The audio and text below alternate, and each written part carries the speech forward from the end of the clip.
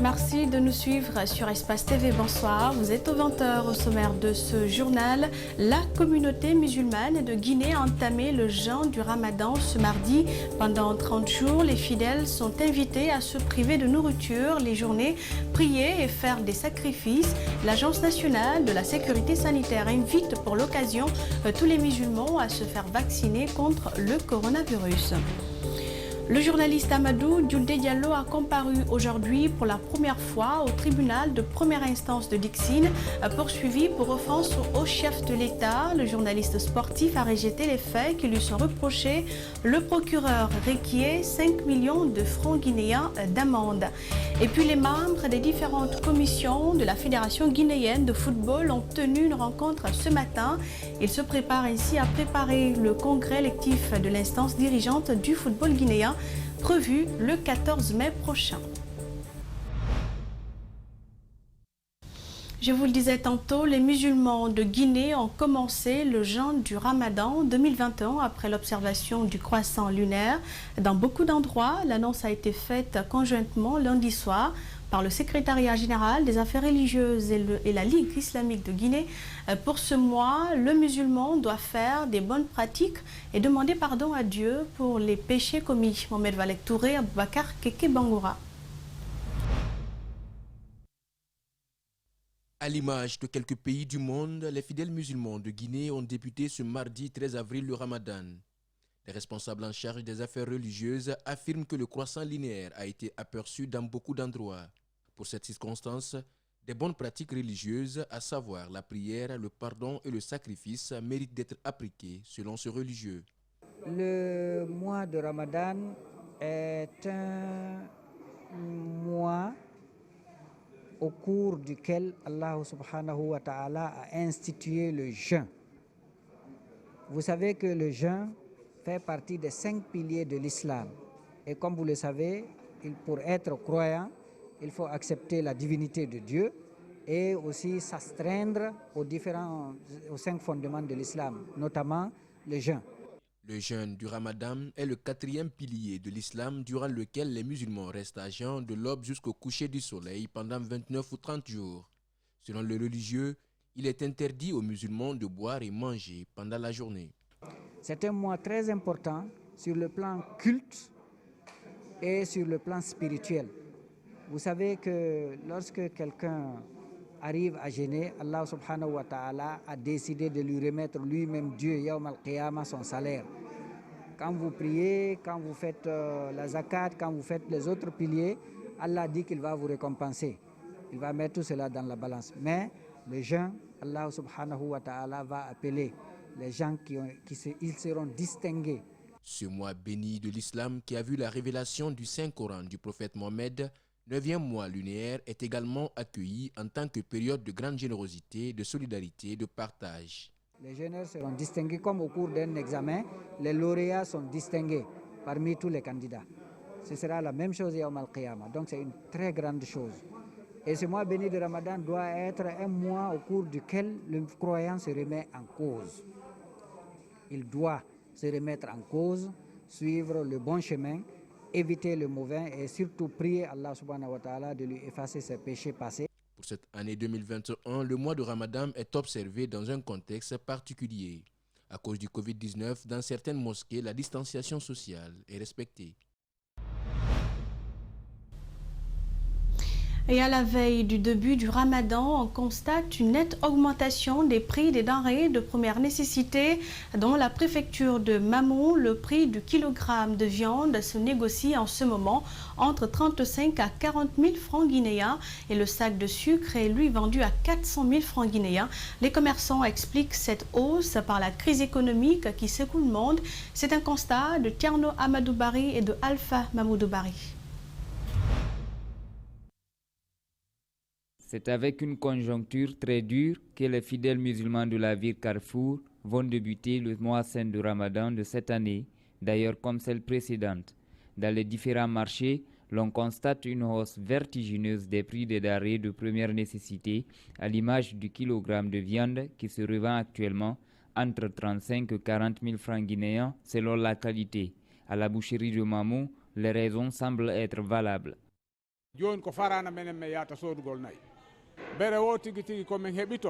Actuellement, nous achetons la vache à Farana. Du lundi au mardi, la viande est abondante sur le marché et dans les autres jours, il y a manque. Par rapport au prix des vaches, nous sommes en concurrence avec les bouchers qui viennent de Conakry et de la Sierra Leone. Parfois, dans le marchandage, ils nous dépassent sur 200, 300 ou 500 000 francs guinéens, tandis que le marchand ne s'intéresse qu'à celui qui paye le plus. Sur le transport, nous payons entre 70, 80 jusqu'à 100 000 francs guinéens, alors que le prix d'une vache sur le marché aujourd'hui, c'est autour de 4, 5 et 6 millions. Il est rare de trouver une vache à 3 500 000.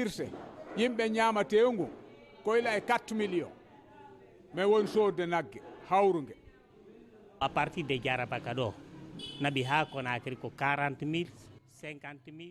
De Yarabaka ici jusqu'à Conakry, c'est entre 40 et 50 000 qu'ils revendent le kilogramme de viande. Si la qualité est très bonne, nous revendons à 40 000 le kilogramme, et si elle n'est pas assez bonne, nous revendons à 35 000. 40 000. Le constat est presque le même, ou d'ailleurs grave dans les boutiques d'alimentation générale. Les prix d'un sac de riz et du sucre connaissent une augmentation de 30, 40 jusqu'à 50 000 francs guinéens selon la zone. Face à cette situation, plusieurs clients rencontrés n'ont pas voulu s'exprimer. Certains expliquent ce refus par le fait que chaque année, c'est la même chose et dénoncer ne change rien.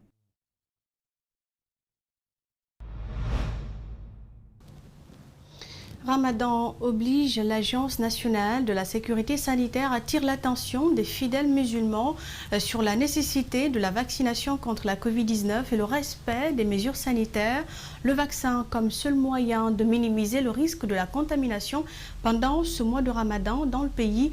Les responsables de l'ANSS sont intervenus en début du jeûne de Ramadan en conférence de presse ce mardi. Ali Badara Kamara et Aboubakar Keke Bangoura pour plus d'explications. Pour limiter le foyer de contamination en ce mois de Ramadan, les règles de prévention à adopter dans les différents lieux de culte ont été rappelées aux fidèles musulmans par les autorités sanitaires. Donc ceci dit, cette réunion a eu quelques points importants. Un, c'était de rappeler la pratique des mesures de barrière sanitaire, à savoir le lavage des mains, le port des bavettes, et la distanciation pendant les réunions collectives. Un des points importants, peut-être que je ne l'ai pas dit dans la salle que je vais vous dire, c'est qu'il faut que vous nous aidiez que les repas collectifs pour couper le jeûne ne doivent pas dépasser plus de 5 personnes. Il faut qu'en cette période, qu'on s'abstienne d'utiliser cette coutume que nous avons, de réunir 20, 30, 40, 50 personnes pour couper le jeûne. Selon le directeur général du Fonds national de la Zakat et du Waqf au secrétariat général des affaires religieuses, la religion musulmane autorise la vaccination pendant le jeûne, ce qui pourrait permettre aux autorités sanitaires de coupler les opérations de vaccination et le respect des mesures barrières. Il y a des gens même au seuil des portes d'entrée des lieux de culte. Quand vous arrivez, ils vérifient que vous avez votre bavette, que vous avez lavé les mains, vous accédez. Et là également, il y a des espaces qui sont conservés aux arrêts. Si vous ne trouvez pas que l'espace là est adéquat pour ça, vous n'avez pas le droit et il y a quelqu'un aussi pour le contrôler. Une fois la mosquée ou le lieu de culte, l'église, a eu, si vous voulez, à faire le plein, comme on peut le dire, plein bien entendu dans le respect des mesures barrières, en ce moment-là, les autres restent dehors toujours avec les mêmes consignes. Pour la circonstance, 3 sites sont aménagés dans la capitale pour atteindre l'objectif de 126 000 personnes âgées de plus de 55 ans vaccinées.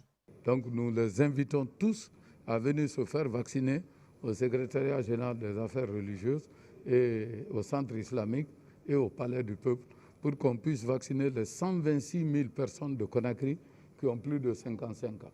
La conférence s'est terminée par la remise d'1 million de bavettes au secrétariat général des affaires religieuses afin de les distribuer gratuitement dans les différentes mosquées en vue de limiter la propagation du virus. Autre fait de l'actualité, le procès du journaliste Amadou Djoulde Diallo s'est ouvert ce mardi au TPI de Dixine, poursuivi pour offense au président de la République. Le mis en cause n'a pas reconnu, autant pour moi, les faits qui lui sont reprochés. Il a passé plus de 40 jours en prison. Le parquet a requis une amende de 5 millions de francs guinéens en application de la loi sur la liberté de la presse. Après la réquisition et les plaidoiries, le tribunal a renvoyé l'affaire au 28 avril prochain et le journaliste retourne même en prison. Compte rendu de Mamoudou Bouléré Diallo. C'est à 9h12 que le président du tribunal de première instance de Dixine a appelé le mis en cause à la barre. Tout de suite, Amadou Djoulde Diallo est informé des charges pour lesquelles il est poursuivi. Il s'agit d'offense au président de la République prévues dans les articles 98, 105 et 132 de la loi L 2010-02 CNT du 22 juin 2010 portant sur la liberté de la presse. Le doyen a écouté la lecture d'un extrait de son passage dans l'émission Œil de Lynx du 21 janvier dernier fournie par la HAC. Il reconnaît avoir tenu les propos tout en niant avoir offensé le président de la République. Je l'ai fait pour alerter sur ce qui se passe. La radicalisation des propos du président Alpha Condé depuis 2010 m'a interpellé, explique Amadou Djoulde Diallo en rappelant les conséquences de tels actes dans une société. Dans le débat, le parquet s'est montré fâché par la gravité des propos du journaliste. Sidi Suleiman Ndiaye dit être en colère d'entendre tout ça dans une émission de radio. Il a requis le paiement d'une amende de 5 millions de francs guinéens en application de la loi sur la liberté de la presse.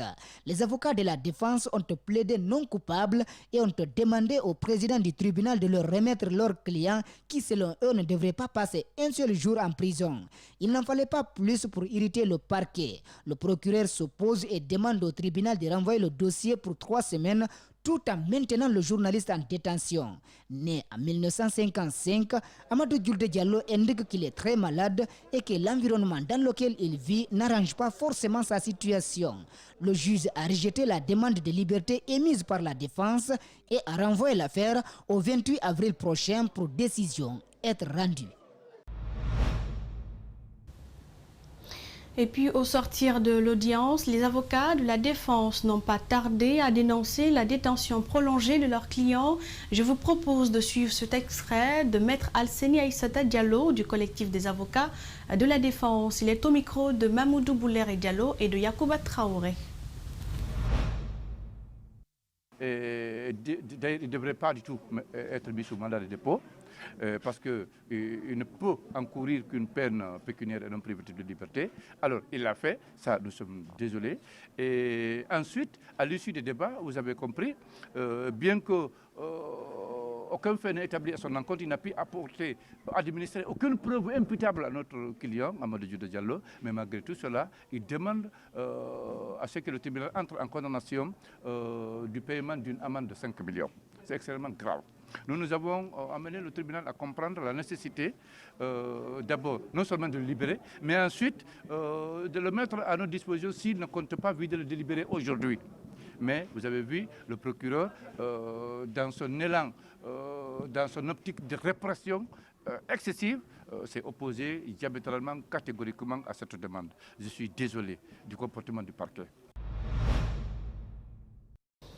Et le collectif de soutien au journaliste Amadou Djoulde Diallo s'est réjoui du fait que le confrère soit jugé sur la base de la loi qui régit la presse en Guinée. Le COSAD a dénoncé le silence des associations de presse. Le président de l'Urtelgui a tenté d'apporter des explications. On va les suivre successivement, toujours au micro de Mamoudou Bouléré Diallo et de Yacouba Traoré. Oui, je crois que c'est une déception parce qu'eux-mêmes, ils ont démontré que normalement le doyen Amadou Djoulde Diallo ne devrait pas être emprisonné. Il y a des lois qui ont été démontrées par l'avocat de la défense. Mais il faut dire que dans la programmation de cette procédure, ce qui nous a réjouis, c'est qu'il est jugé en fonction de la L02. Cependant, il faut que nous continuons toujours à mener le combat. Il ne faut pas qu'on dise que le procès a été programmé à tel endroit qu'on va toujours être silencieux là-dessus. Nous continuons toujours à dénoncer, en tout cas, cette musulman surtout ce silence des associations de la presse aujourd'hui qui n'honorent pas la corporation, il faut le dire. Je ne sais pas pourquoi on n'est pas capable de défendre une loi qu'on connaît déjà. Les associations que nous sommes, nous allons essayer. Il faut quand même rappeler que c'est vrai, depuis un moment, le doyen Jules relevait de la RTG avant d'être enlevé par le ministre Makanira à l'époque.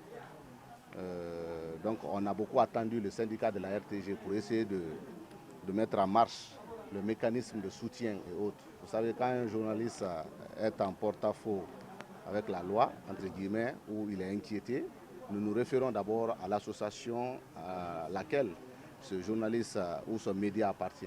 À partir de cette association ou à partir de ce média, nous autres, on fait ce qu'on appelle un soutien en commun. C'est à travers ça, vous suivez souvent les déclarations communes que nous faisons sortir.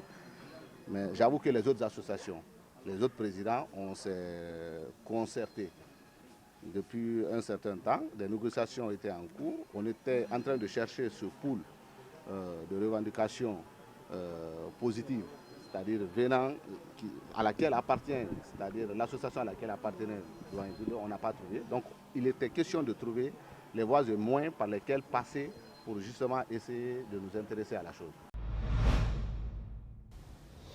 C'était des propos recueillis par Mamoudou Bouléré Diallo et Yacouba Traoré. À l'initiative de l'administration fédérale, une rencontre de prise de contact entre les membres des différentes commissions de la Fédération guinéenne de football a eu lieu ce matin à Conakry. L'initiative vise à mieux préparer le congrès électif de l'instance dirigeante du football guinéen prévu le 14 mai prochain. C'est un reportage de Mamadou Oboïba et de Aboubakar Din Kamara rendu par Moustapha Touré. Cette rencontre vise à définir la méthodologie de travail des différentes commissions.